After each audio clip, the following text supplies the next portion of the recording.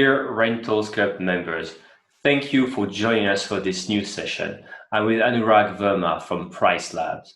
Anurag is joining us from Chicago. And we'll be talking today about data for the Southeast and the Oceania markets. It's something that's not often shared, so I'm very happy and thankful to PriceLabs for having gathered this data and for taking the time today to introduce it. We'll be looking at the different metrics that you should be looking at in your own market. So we'll take a couple of examples, but obviously PriceLabs has way more data in different markets that you could be using. But again, listen to the examples, look at the metrics we are looking at today. It could give you some ideas of like, okay, when I look at my own data, that's what I could be doing. So without further ado, Anurag, welcome and thank you so much for being here. Yeah, thank you so much, Thibaut, for having me here. Really excited to be doing this and to share all the data that we have. And also, like you said, it's not about the data that we have, but also for everyone who's listening to be able to like look at their own data and see if they can find something that's useful to their business. So a quick intro. Usually, we're part of this crowd. I mean, sometimes we hear about digital nomads. So Anurag, I see you several times a year in different places in the world, and this time I think we call each other from our respective homes. So it's a bit funny to be talking about travel when we're all stuck at home. But it's good to see you in person. Yeah, same here. So I think you are a digital nomad. I'm definitely not. I'm very much in Chicago most of the time.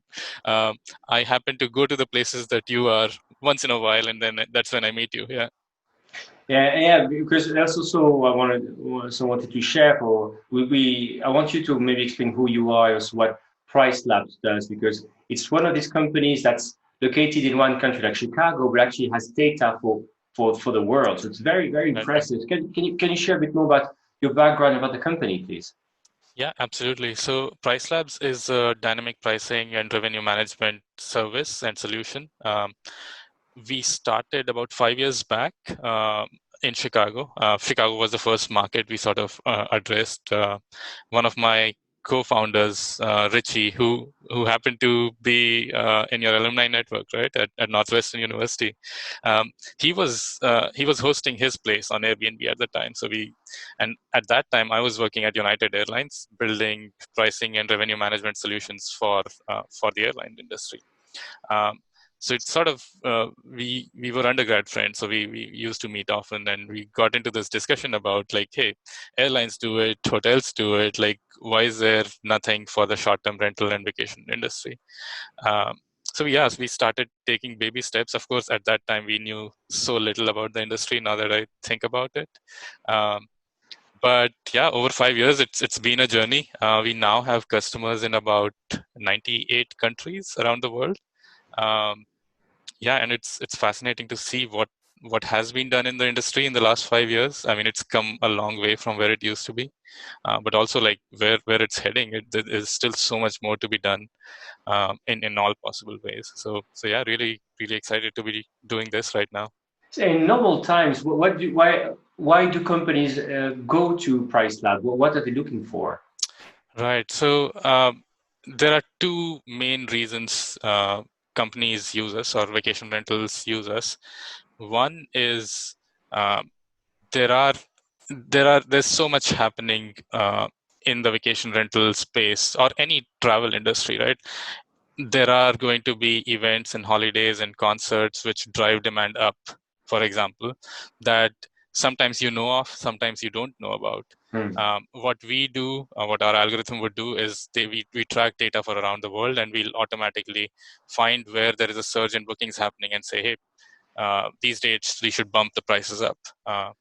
Versus if there are dates which are last minute inventory that's not getting booked, we can say, hey, if it's still not booked, the market is like, there's very little time left, let's try and reduce the rates. And then also reduce the minimum stay restrictions to attract and the kind of guests that book last minute, right? And of course, all of this is still within the control of the vacation rental managers. You can set rules to say, don't go below this price, don't reduce minimum stay more than this, and all those things. But one is just to get automated intelligence around like when you should raise prices, when you should reduce prices. But two, also a lot of our managers already know a lot of these things. Like they have 100 properties or 500 properties where they can track all of this. But then it becomes about how you know all of this, but going and implementing your pricing strategies is a pain in itself. Like a lot of folks have revenue managers who would go in every day and spend 6 hours updating rates on every property. We make that process like a lot easier. So like there's really two reasons to use us. One is to save time by not having to do every single update manually. You can set rules to automatically do certain things based on how far out a certain date is or how booked you are. And then two, to utilize our data around the world to get intelligence that you would not have otherwise. So maybe there's an event coming up, you are not booked, but we are seeing the rest of the market is beginning to book more than it usually does. The booking pace is high for those dates. We'll automatically raise your rates so you don't get booked for cheap for a big event. Cool. Okay. So now it's so super clear. Thanks what companies are looking for. And what we could do now maybe is start looking at the presentation you've put together. Again, thanks so much about different markets in Asia Pacific, because it's also a chance for us to understand now what kind of data people can look at different markets. So because I think you've also used these strange times to innovate and come with new metrics or a new way of using old metrics. So I'll let you now share your screen and take us through this. Absolutely, yeah. And like you said, this time has sort of forced us to also start looking at things that we would usually not look at, because usually they were so consistent over time that we would look at it, but we're like, nothing new to look here, kind of a thing. And now there's unfortunately a lot of new things to look at. Cool. So what we have put together here is sort of a dive into 3 markets, 3 countries, Australia, New Zealand, and Thailand. What we are going to look at is data from 2 different sources, really. And I'll go and describe each of these charts and what data we are looking at in detail.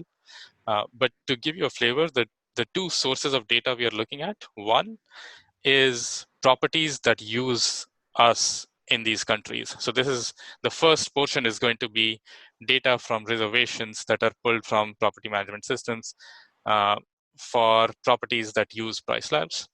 And then the second part is going to be data that we scan from the OTAs. And this is data for pretty much every property. So it's not properties that use PriceLabs, it's every property in that market in some ways. That's impressive. Every property in the markets that is on the OTA. So let me qualify that. There are properties that don't necessarily advertise on OTAs. So those are not going to be here.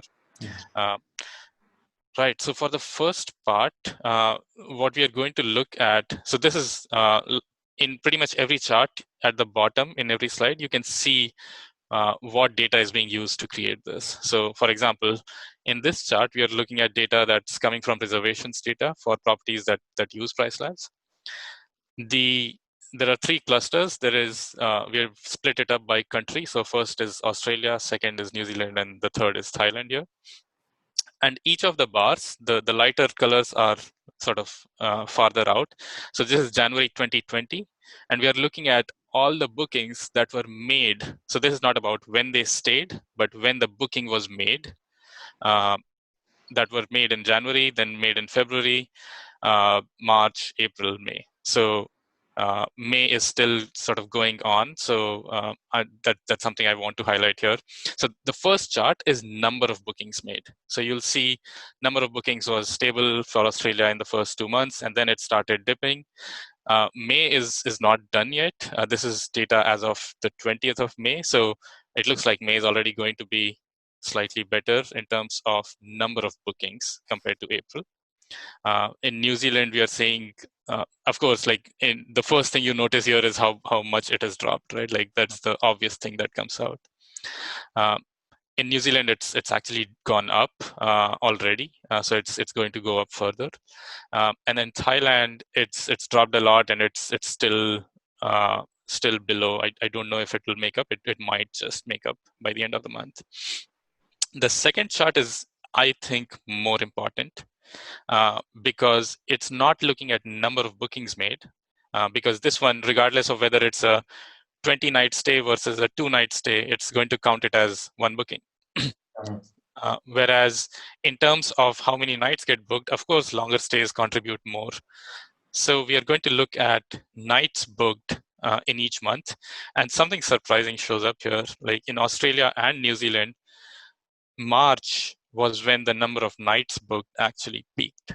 Although the number of reservations was down, the number of nights booked was higher, which is super surprising. And we have more deep dives into this data, so I want to not go too much further in here. We will discuss why this has happened.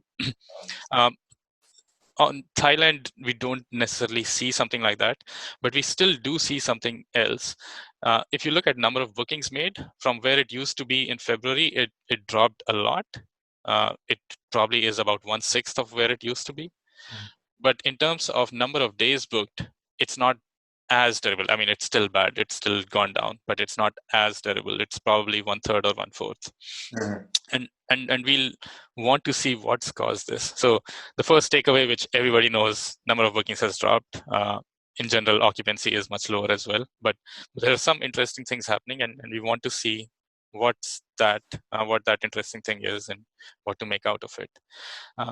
So to do that, it's fairly important to go into and sort of understand what two metrics we tend to look at, which are super important for any revenue management or pricing decision.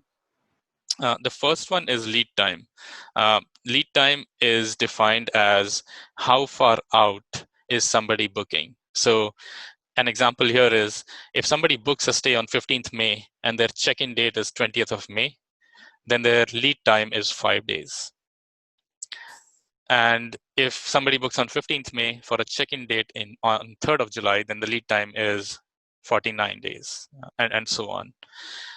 Now, vacation rental, each night, you can think of it as a perishable product in some ways, right? Like if that night does not get sold, then you just don't get anything out of it. So the closer a date gets to a night gets, and if it's still unsold, generally we have seen like it becomes what is called distressed inventory. Like you want somebody to book it, generally speaking.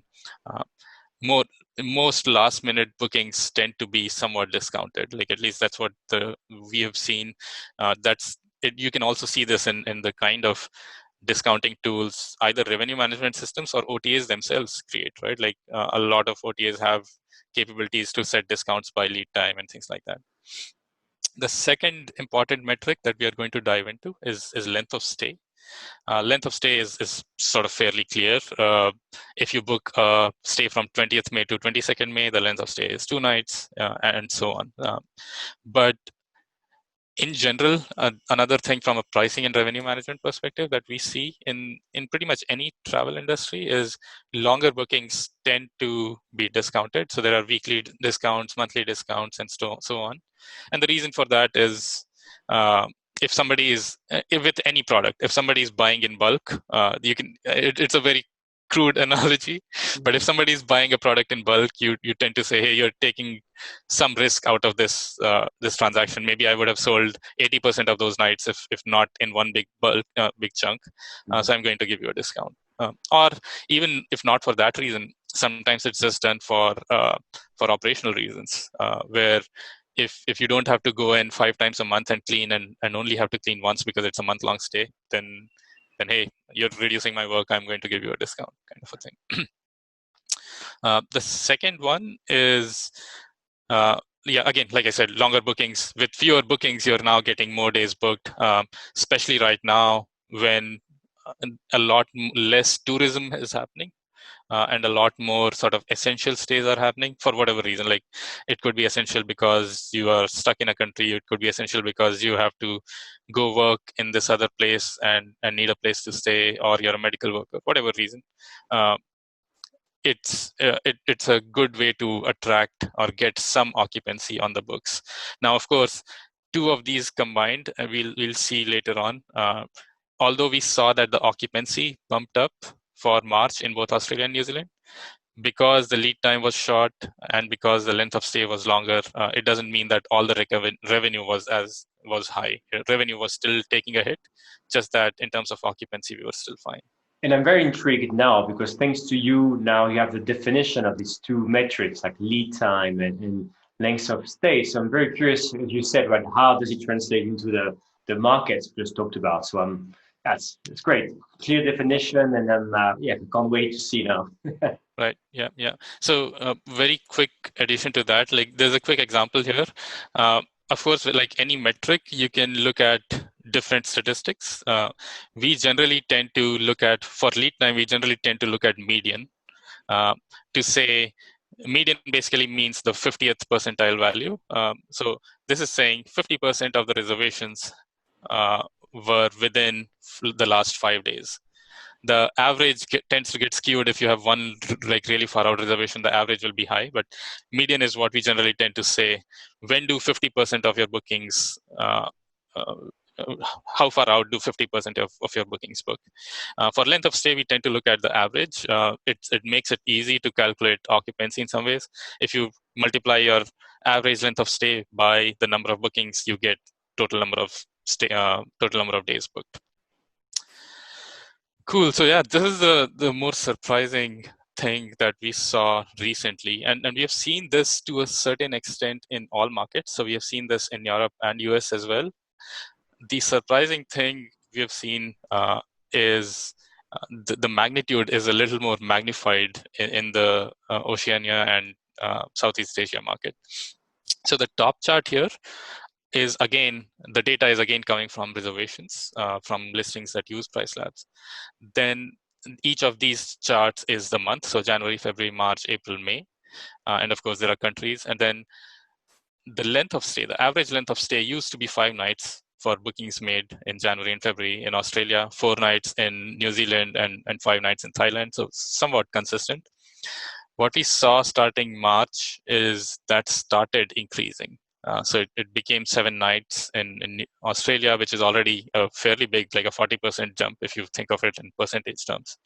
A 2x increase in New Zealand, and a 20% jump in Thailand. April is when it really shot up, and some of it might be because somewhere midway in March is when things started really moving around the world. So maybe it's the second half of March was very similar to April.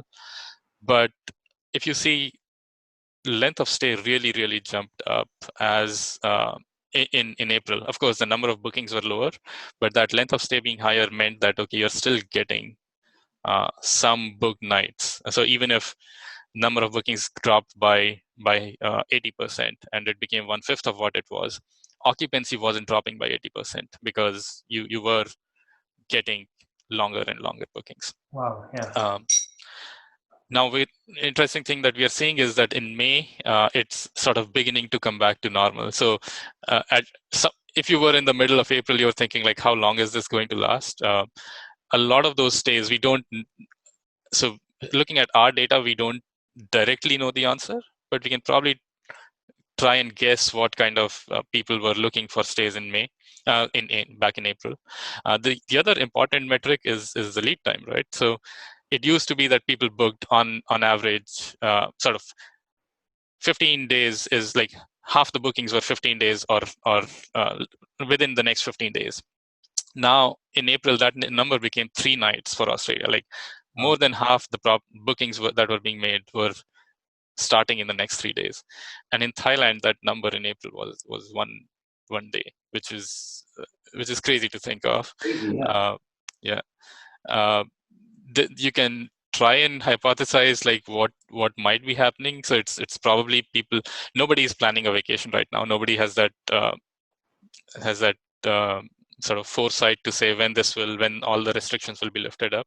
The only people who are booking in April are the ones who just had no other option. They need a place to stay, and they will book something very like that starting tonight, tomorrow, day after, and it's going to be somewhat longer.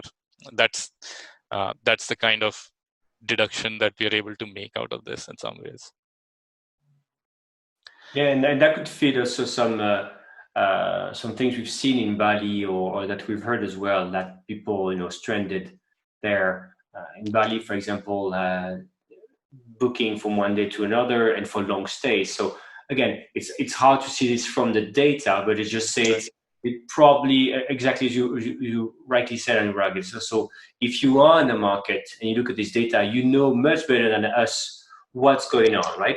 But it's probably nodding right now, looking at this, like yeah, that's what was happening. But the drastic, I mean, the change in numbers, like from 1 days for the median lead time in Thailand to one, it's like a sense of urgency somewhere, right? Right, exactly. I spoke to somebody from Australia recently, and they mentioned how they were in March and April, they were getting a lot of bookings from folks who were coming back into Australia and needed a place to quarantine based on the government regulations. So in those cases, like you're not like thinking 1 week ahead. You're thinking, hey, I'll land and I'll need a place to stay. So you're either booking before you take the flight or after you land, super last minute, and then again longer length of stay.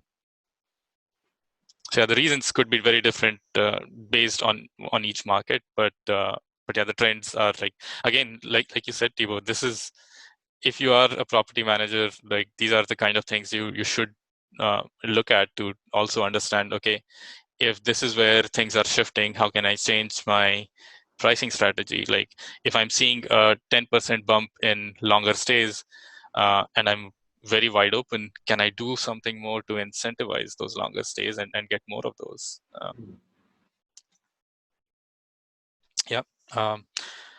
Cool. Moving on to the next one. So the first part here was looking at reservation data from listings that use PriceLabs.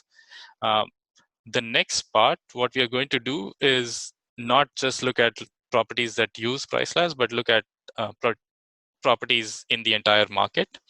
And this data is coming from OTAs. So we are scanning OTAs. So it's properties that are listed on OTAs.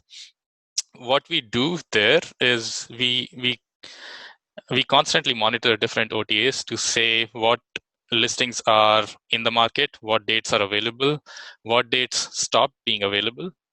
When a date stops being available, that's when we tend to say, okay, it looks like a booking happened here.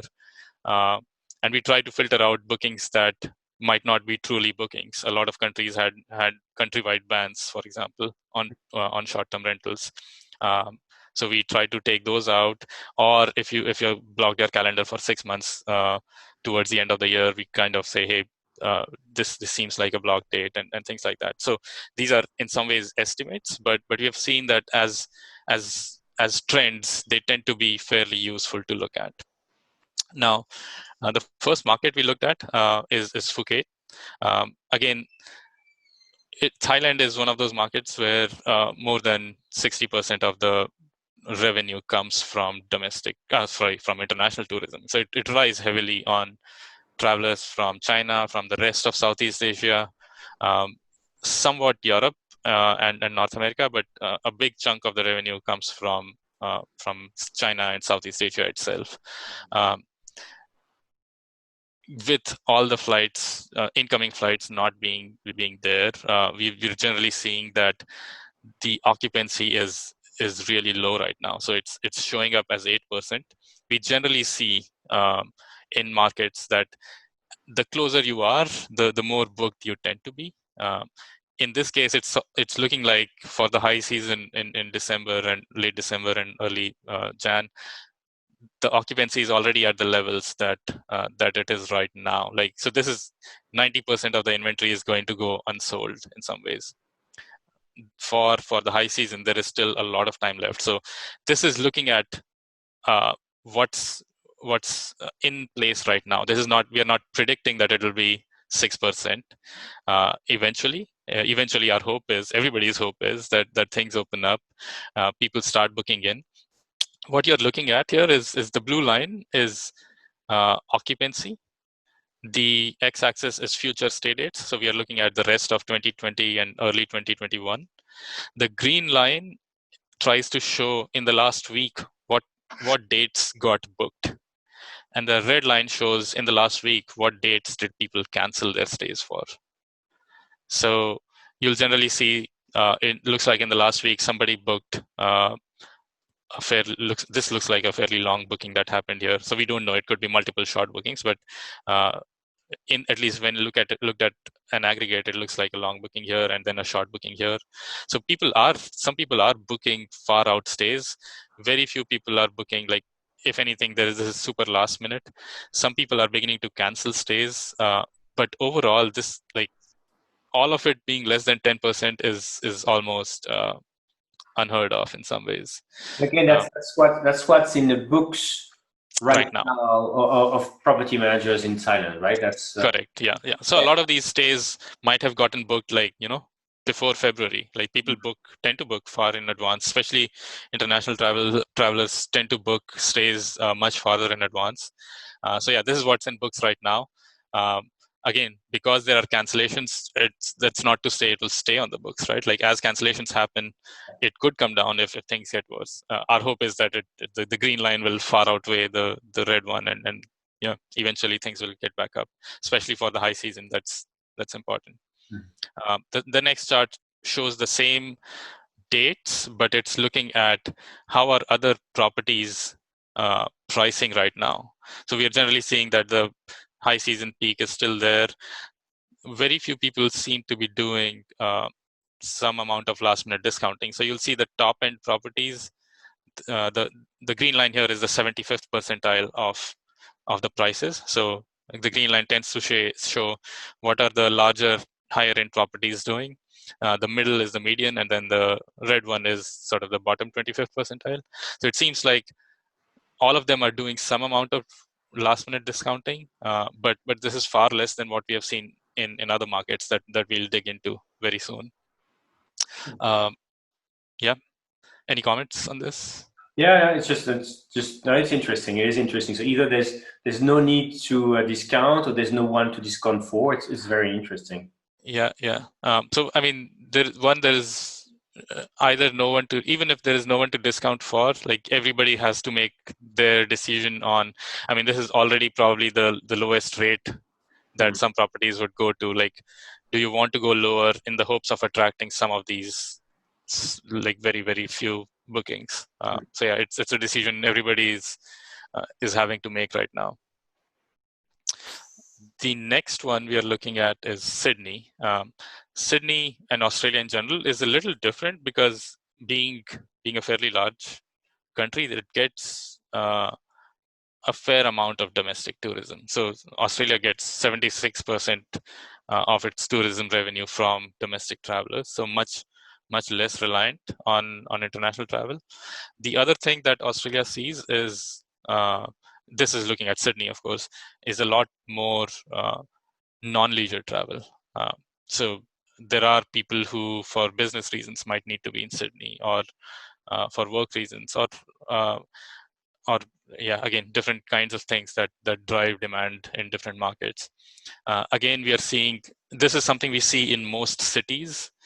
So Phuket was very seasonal, which is why you'll see that, like, there is a big seasonal bump here, people booking far out. Sydney doesn't necessarily have that kind of a bump. There is a bump for Christmas and New Year's, and that's pretty much it. Otherwise, it's like a always downward line, which is very normal to see for large cities. Large cities tend to have much shorter lead times than traditional vacation and leisure destinations. So you'll see a lot more bookings tend to happen last minute. So this point, by the time we reach sort of mid-June, you'll see this point also go up, and then the chart will go down from there, and things like that. Much fewer cancellations happening, a decent number of last-minute bookings coming in, and eventual occupancy here ends up closer to 30%, which is still, like, way lower than normal, but at least unlike Phuket, it's above 10%, which is itself Yeah, something, right? Yeah, it's very interesting as well because when we're recording this, and I guess when data was pulled, traveling within Australia from one state to another was still not possible. So it's right. actually quite impressive to have 30% occupancy when you know that even people from the other side, from another state of Australia, can't even go and stay in Sydney. Yeah, yeah.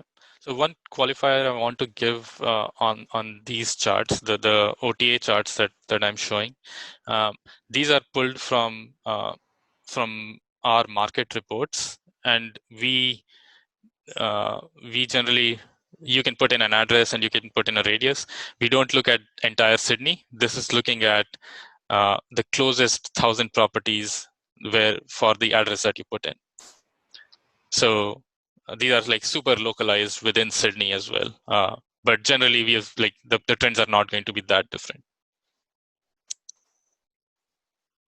Yeah. Again, in terms of prices, like I said, a lot more. Unlike Phuket, where it seemed like a lot of people were just setting seasonal rates. Sydney has a seasonal rate. Like you can see that during the summer there, the prices are slightly higher than they are right now. Some of this could just be last minute discounts. So it looks like there is some last minute discounting happening here. But you'll see also a day of week trend, like a very strong day of week trend happening here, where uh, properties or property managers generally realize that, okay, in this market, weekends tend to book more than weekdays, so we should do something about increasing rates on the weekends and stuff like that. And then of course Christmas, New Year's, it's generally tends to be through the roof in Sydney. So um, already there's a spike here in occupancy, which is good to see. Hopefully it goes up the way it usually does. Also good to see nobody is canceling it yet. The next market that we see is New Zealand, which for New Zealand, I picked a location that was not a city, because cities, what we have seen, the cities I looked at were very similar to Sydney, for the same reason. Like it's going to gradually go up as the date gets closer, and then there is um, occupancy was still doing fairly reasonably well in New Zealand for cities. I picked this market because it was so different from other markets we have looked at so far. This is I did not know that this place existed till I started looking at markets in New Zealand.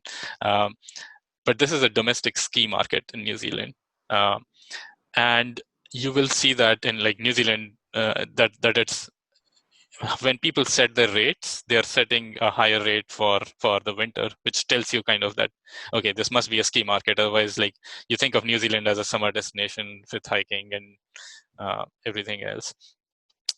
The important thing to look at here is, because it's a ski market, it's also super weekend heavy. Like there are peaks, occupancy peaks over weekends that are so consistent. There seem to be a few holidays coming up. Holidays, events, again, if you're in the market, you would know exactly what these are. I can look at the data, but I don't know the market exactly. There's clearly a very big event coming up here. I don't know what it is, but there are a few smaller ones which are very close, and they're getting a 40% occupancy already. And a lot of new bookings are coming in. Like people in the last week have been booking these dates. On the flip side, there seems to be some event here where people are currently canceling. So I don't know if this is a competition, a championship, or a ski event that got canceled, but it seems like people are canceling their stays. And then there is a longer holiday or a longer event where people are actively booking. So generally seeing a lot more booking activity in this market. Probably because it's a remote, smaller market, a lot more people are comfortable making bookings and going there rather than traveling elsewhere. And the peak in October could be Labor Day, basically, which is 26th of October, apparently in New Zealand. If it may. Looks a bit early, no? 26 October. I think October will start here. This Exactly. is So it's this end of when again, September. if you're in the market, you feel like these people have no clue what they're talking about. But again, It's Yeah, it's interesting though already to look at the weekends, the patterns, and probably as you're right, there's probably like school holidays happening at some point with this very long stretch. exactly. Very Yeah, interesting. Yeah. yeah. And then the interesting thing, the more interesting thing for me was, uh, depending on the kind of market, like Phuket is heavy international tourism. It's really low on occupancy right now. Very few people booking anything far out. Um, Australia, Sydney, at least, urban market, people are booking last minute stays, reasonable 30% occupancy rate.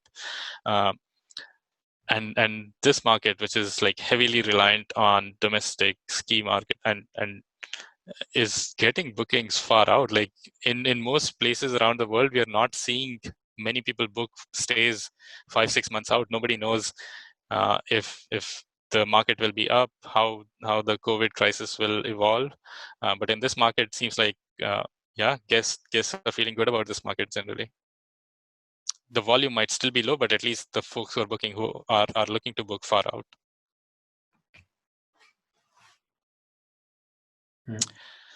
Now, one of the things we are also doing, we have a page up on our website, and you can visit this. The link is below.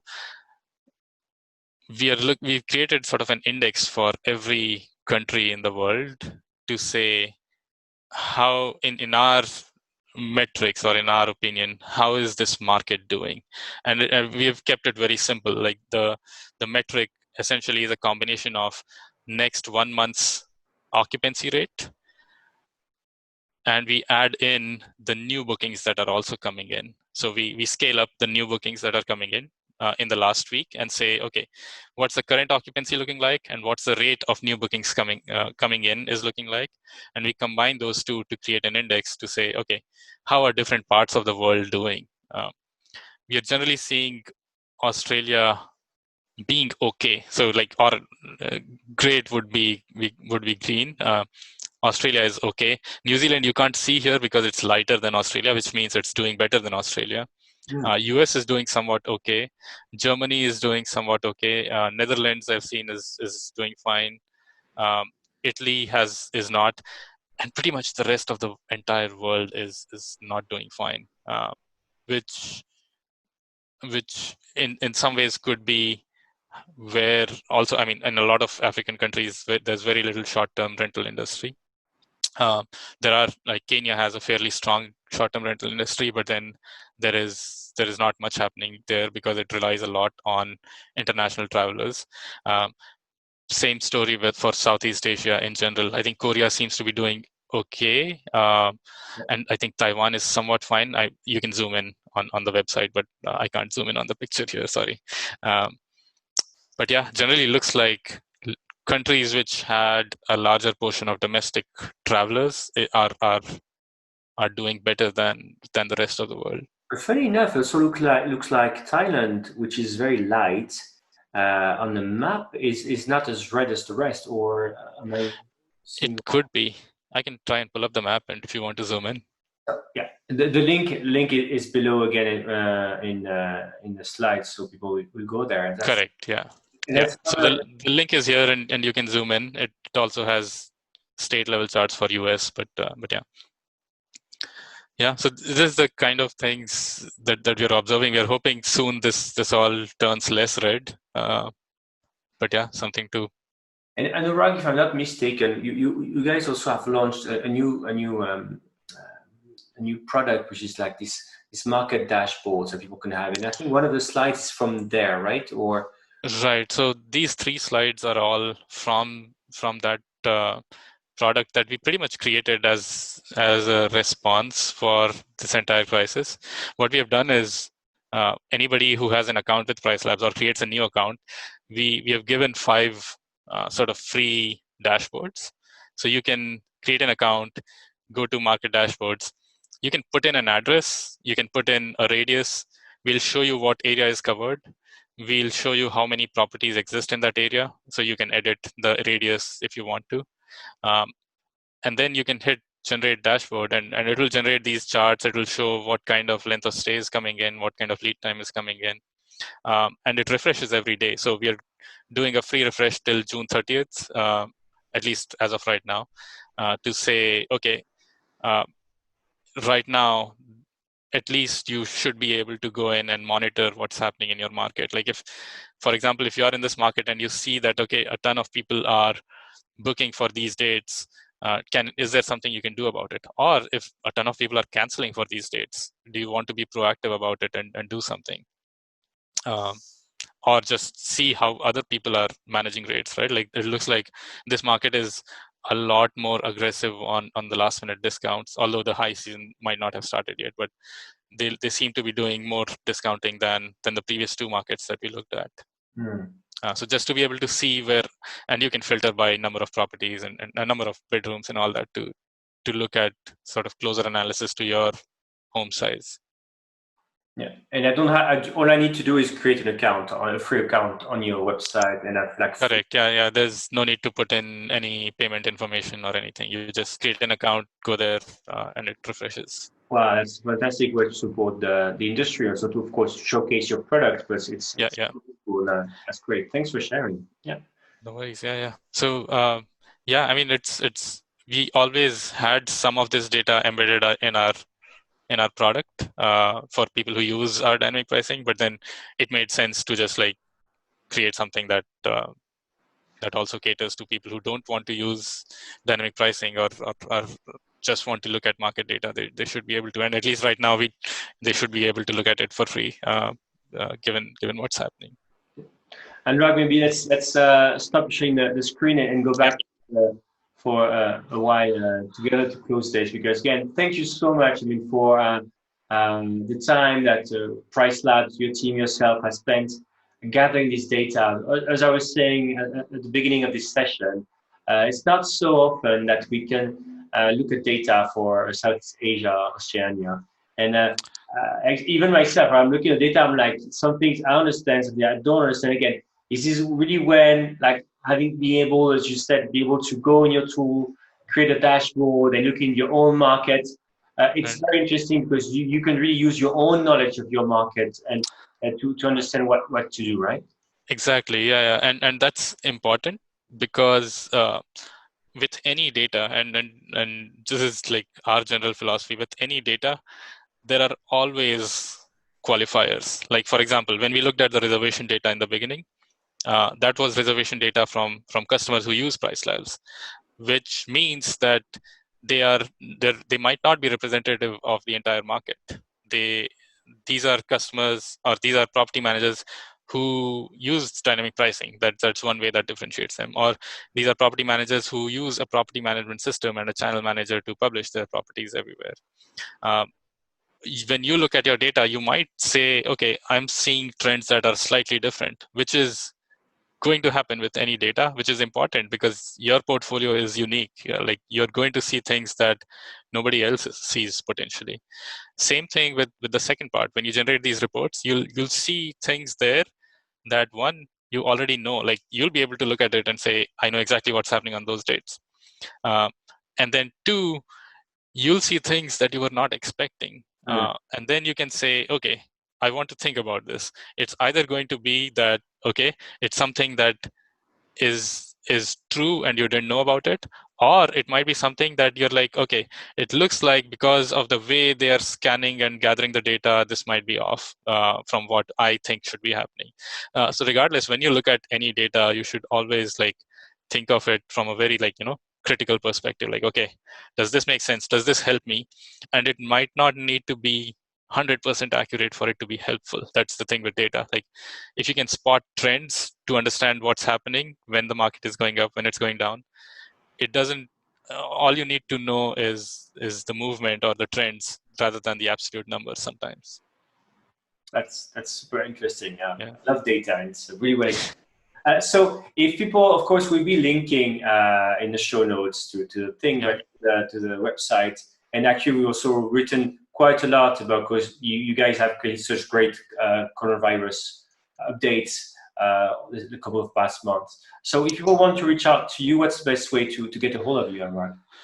Right. So my personal email is Anurag, ANURAG, at pricelabs.co. Like the CO part is important. It's not .com. And then the quicker way to hear back might be to write to our support, which is support@pricelabs.co, because then it's our entire team monitoring it instead of just me. And we have a team in India, in Europe, and in the US. So like we're fairly distributed time zone wise. So if you write to support, you generally hear back faster than if you write to me. But I'm also pretty quick at email, so either way is fine. For general resources, you can just go to pricelabs.co and for example, see that coronavirus page or see other resources there. All right. Once again, Anurag, thank you so much for your time, and well, have a great day in a windy city then. Yeah, thank you so much, Thibaut. Thank you so much for hosting this and trying to get a perspective on like I know we have shared data about Europe and US and not about Southeast Asia or Australia, New Zealand, and this was a great opportunity to do that. So thank you for that. You're most welcome, Cheers. and I hope to see Yeah, you soon. yeah. Thank you so much.